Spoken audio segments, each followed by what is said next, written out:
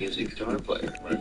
And Bernie and I were actually high school friends when we were 15 and 16 and had a band together in Gainesville, Florida, where we grew up. Right. And Bernie left Gainesville and moved back to California and was in the Flying Burrito Brothers and a few other bands, and finally wound up in the Eagles.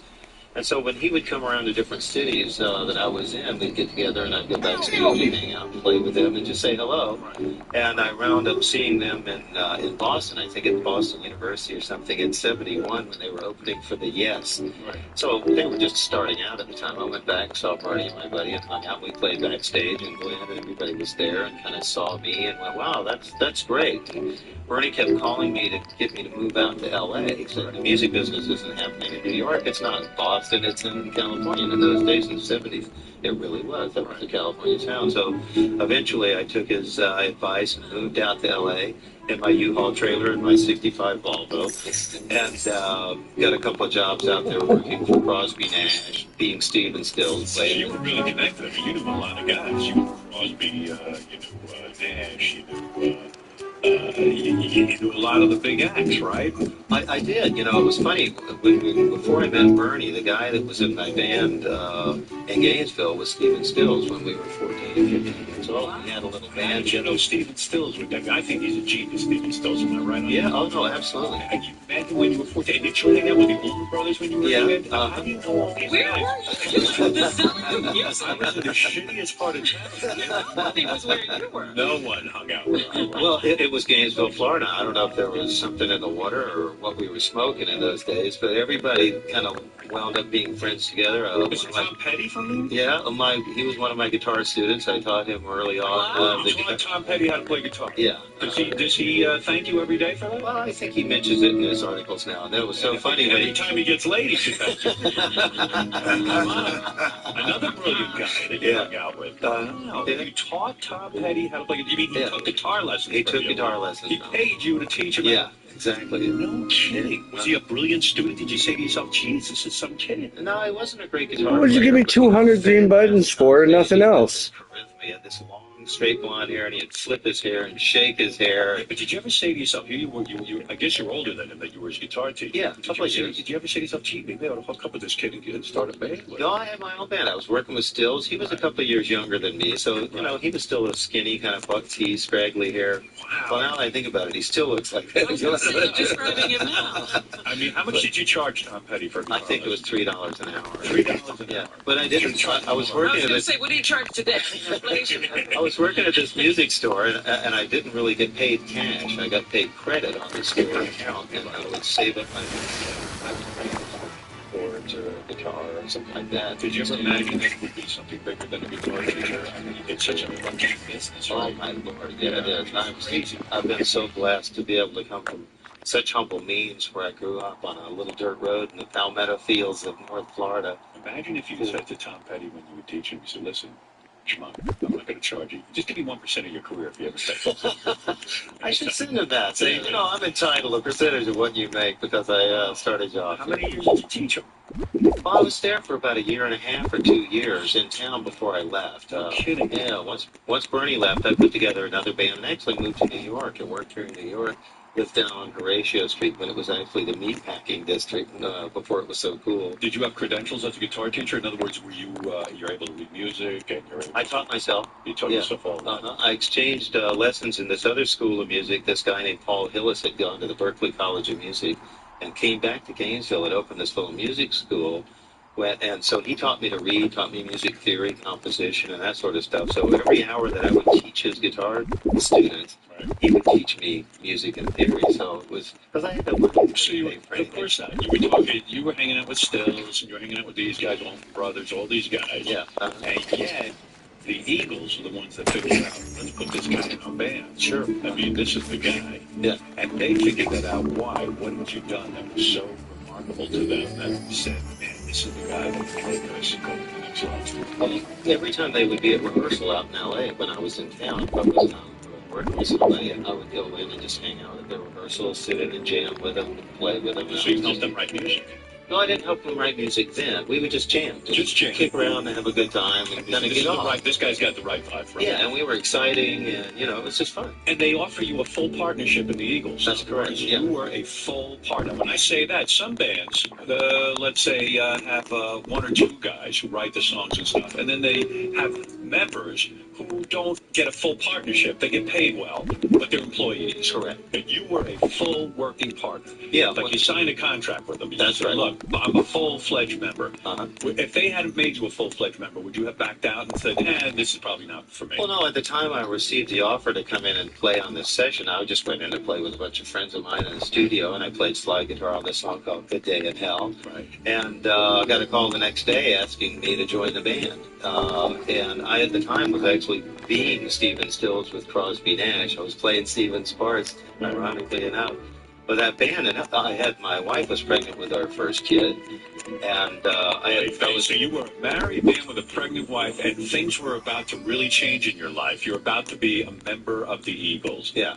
Did you go berserk when you became an Eagle? Did you cheat on your wife? Did you have multiple sex partners?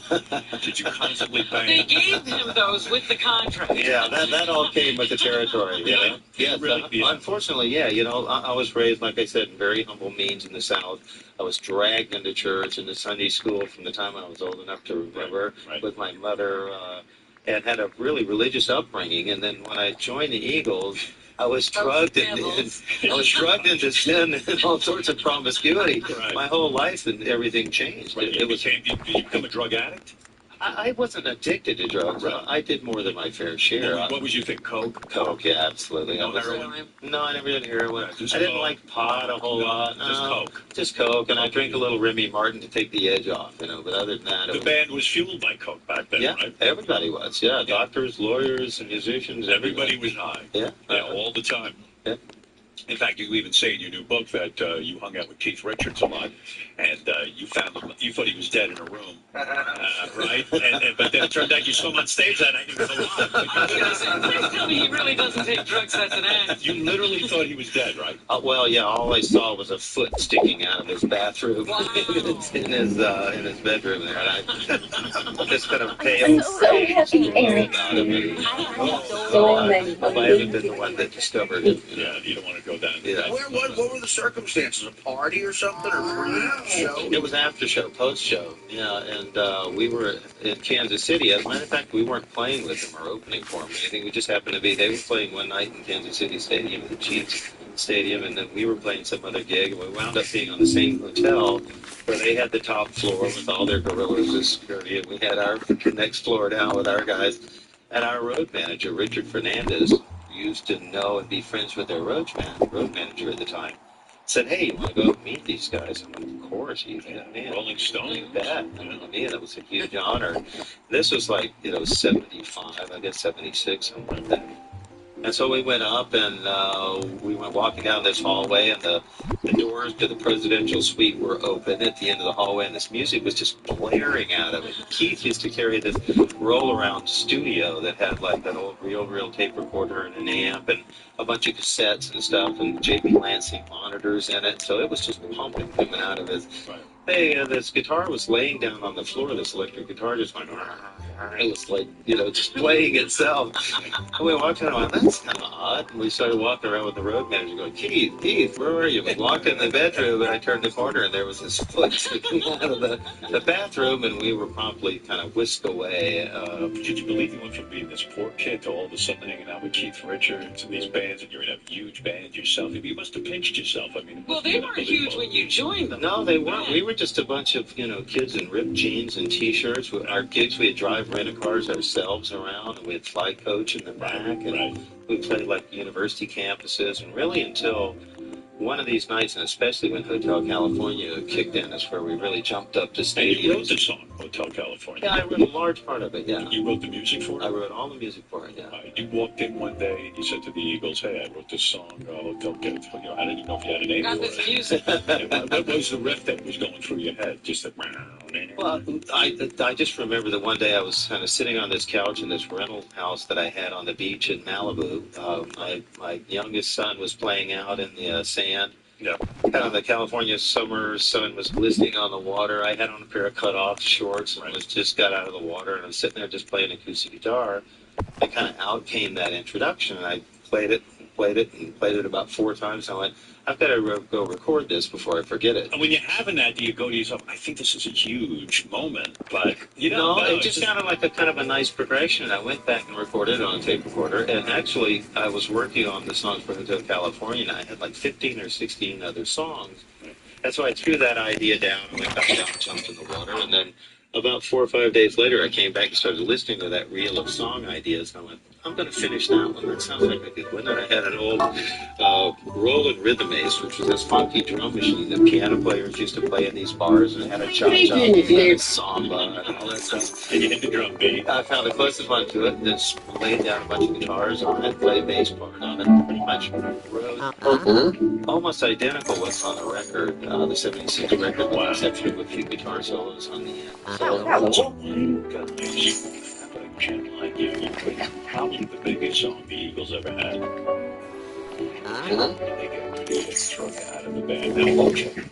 Right, it sounds like you were all getting along and enjoying each other at the beginning. well, that was the heavenly part. You know, In the beginning. of Heaven and Hell in the book. When you go back, because when the success hits, I know it's Fry, whatever the fuck is it. Fry becomes a control freak, right? Well, you know, what happened is when the band was first joined, even before I was in the band, when it was first formed, everybody had been sidemen behind Ronstadt or behind this person. And when they got together, they said, we're going to be equal partners. We're all going to write songs. Everybody's going to sing 2 songs on the record. Yeah, it's a big group. It's not one guy or 2 guys and a bunch of backup musicians. And it was still going on when I joined the band. And that way we formed this company called Eagles Limited, which was a 5-way partnership that everybody owned a fifth of the band, of the name, the merchandising, the tickets, everything. So everybody's driving in rental cars, everybody's in the studio, everybody's everything's equal. Yeah, right. And then as time went by, the main songs that became hits were sung by Henley and Fry. They seemed to feel somewhat more entitled to a larger share of the proceeds and ownership and control than other people in the band. And I know from the book that you began to look into this. Good state of the business manager. Wait a second. I'm driving around in a shitbox. These guys have limousines taking them everywhere. Is that what they did? They started doing that kind of thing? Well, yeah. And guess what? When they're riding around a limousine, guess who shares is Being eaten up. being eaten up. That's right. Yeah. That's right. So, you know. Well, there's an old adage in Hollywood amongst managers and in the music business that says, "Pay your ass money that they don't ask questions." Right. And the trouble really started around the end of the '90s when I started asking questions. I was CFO at this company, Right. and I was only 1/3 owner with Henley and Fry. Bernie had left and surrendered his shares back to the corporation. That was Randy had left and surrendered his shares What did they back hold to a the gun to their head? No, they wanted to quit. They just wanted out. They wanted, this is awful. I want the hell out of here. It was awful because those guys have become demons. Yeah, and controlling and made work and playing music should be like a child that plays. Right. Fun and exuberant and exciting and it's hard to be creative. But, most of us try to imagine this, because being a musician, getting in a big band is so, the odds are so against you that when that happens, you think you can put up with almost anything. I mean, when you describe things were bad, you're talking about even those guys fought with each other, right? They did, yeah. As a matter of fact, I don't know if you watched the last 60 Minutes interview where they were on 60 Minutes, where Don and Glenn were sitting in this booth together. But wow, it was just difficult to watch them, the anger and tension and frustration and venom that those guys managed to conceal as best they can. Those two bastards need each other. Yeah, they do. And yet they hate each other. And that is why. That's Why why they they hate together. each other. What is it? What is the reason? I mean, they seem like two reasonable guys. Why do they hate each other? I mean, they're human beings. What could be? Here's Gary Delamato. Well, that's why they're human beings. Why do they hate each other so much? Why? What is the dislike? What is your answer, Gary? I read the book, so I think I have a pretty good idea. The band started out as 5 equal members, and everybody would write songs and contribute. Right. And then it just became Henley and Fry contributing songs, and everybody got less and less. But then it became really obvious that Don Henley is like a machine, like a songwriting machine, and even Fry's songs weren't good enough. And then that became the tension between the two of them. So then it became... That is very well said. Yeah, your book was You got amazing. a lot. You gleaned a lot from the book. Yeah, the two stars, then one outshone the other. Did Huh? you feel guilty writing the book in the sense that, oh, gee, that's not very rock and roll? Like, okay, you keep your secrets and all your stuff to yourself, and you don't squeal on your brothers, even though they're messed up brothers, or anything. Like, it's almost like a family. Did you feel? Where did that rule get written? I'm asking. Did you ever have any moments of doubt about writing the book? No, really, what happened was after in a period of 12 months, I went through a divorce from my wife, which was we'd been together 29 years. How much pussy were you getting, if I can be crude? I mean, was During your marriage. It's fairly crude. We know you can be rude. Don't ask that question. Tell me, what was going on in your life? I mean, before you get married, you probably said to yourself, please, Mr. Penis. I don't know what do you call your penis? I don't know. Everybody. Mr. Penis. Mr. Penis. Mr. Penis, please, don't lead me to temptation. But it's almost impossible to resist it. I mean, Well, you know, candy. we had this organization called the Third Encore, which wasn't my idea. I wasn't in charge of it. We used to go out and do our shows. We'd do 2 encores, and then during the show, we had guys that would go out into the audience and hand out these little buttons. They were like campaign buttons that had 3E written on it, which stood for the Third Encore, for the most beautiful women they could find, by the hundreds, and say the Eagles want you to come to this private party upstairs at this suite, blah blah blah blah blah. And so by the time we finished and got off stage, jumped in the car, went back to the hotel, got to the room, showered, and then went down to the suite, which was furnished with champagne and hors d'oeuvres and appetizers and all sorts of other party supplements. It's like the greatest bar mitzvah. Coke. It would be wall to wall with women that were just dying to meet you. Wow. And whose idea was that? Because that person should have been a full partner. He was. It wasn't my idea. That should be a third partner. Just the third encore guy. And I love that there was a name of third encore. I mean, it's brilliant. That guy's a genius. Screw Hotel California. And the women would be there and throw themselves in. How long were you able to resist? Because you were married. Was there a period of something? Were you trying? No, I was just ravaged with guilt during it all. I Yeah. mean, to the point where, you know, the nights that I was really high or really drunk, really bored. I don't know if you spend a lot of time on the road, but, you know, you spend a lot of time in my house. You spend 2 to 3 hours on stage. Right. And then the rest of the time, 20 or 21 hours, you're just sitting around with nothing to do. You find all sorts of horrible things to do, whether it's drugs or alcohol or Walsh and I, God bless him, one of my favorite guy, he was my comic relief. I just loved the man. He and I would get into all sorts of things. You know what's amazing? Joe Walsh, to me, is one of the most talented guys. He was in the James Gang, wrote great songs. He joined the Eagles, and now he's not a full partner in the Eagles. No, he's not. No, he is in other words, they pay him well, I guess. He has a deal with them where if he goes on tour with them, he gets paid. Right. If they make an album, he gets paid. Right. He gets paid by those 2 guys. That's how I understand it. Like, it wasn't like your deal where you were a full partner. And yet, I'm always surprised that Joe Walsh put up with that, because wasn't he too responsible for giving them more of a rock image and that? And they control him so much that he was not even allowed to dance on stage, right? They would That's tell him, right. "No Joe and I dancing." used to dance on stage during all they wanted to do is dance. And we would get together and play these guitars and dance and just kind of hammer around on the camera. And Henley would say he didn't like the camera being Moving on away. us.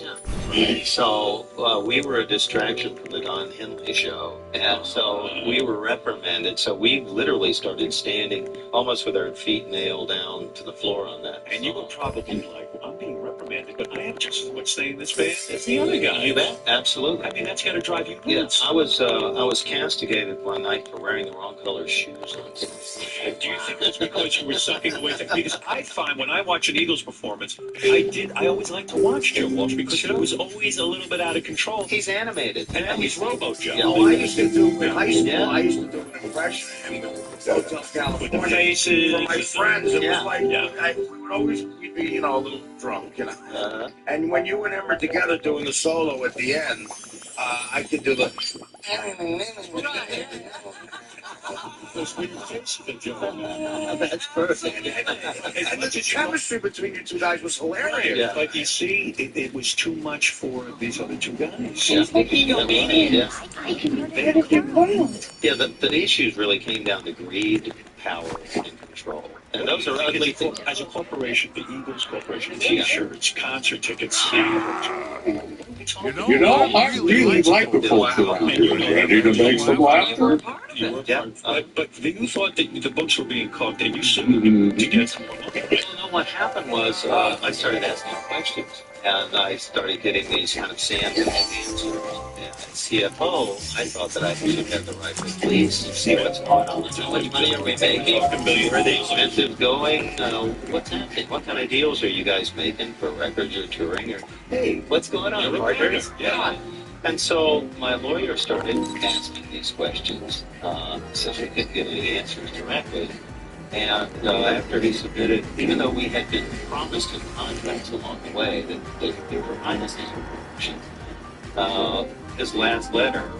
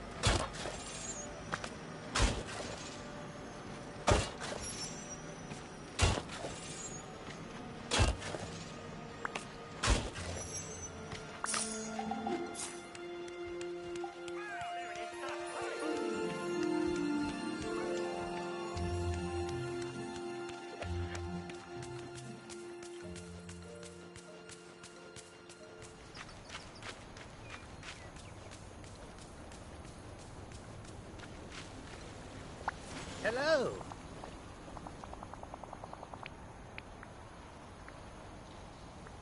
Outstanding.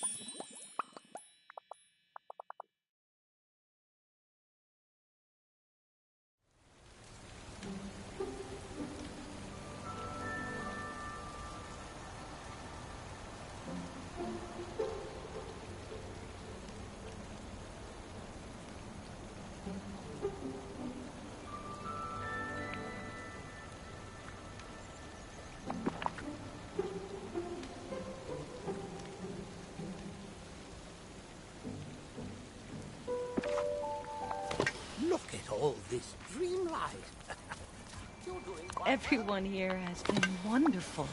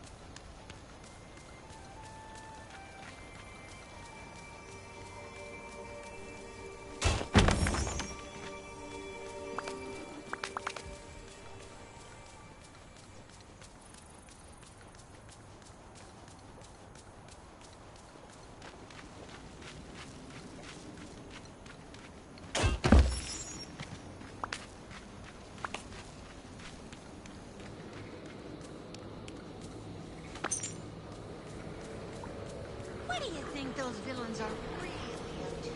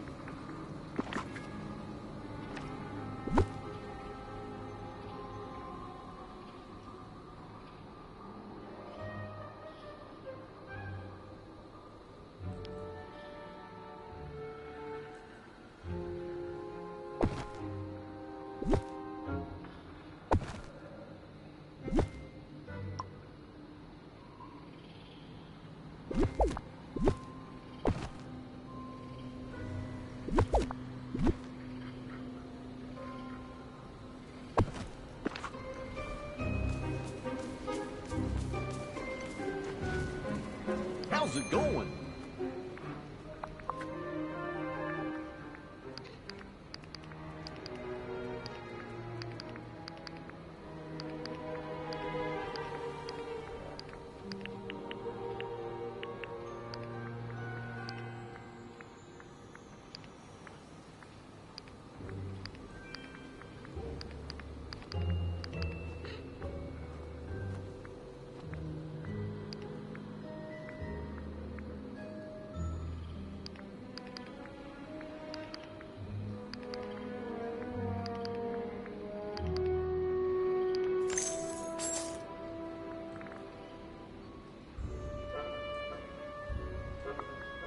Mm-hmm.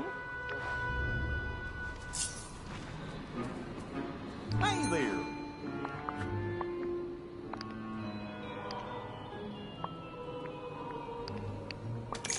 Whoa!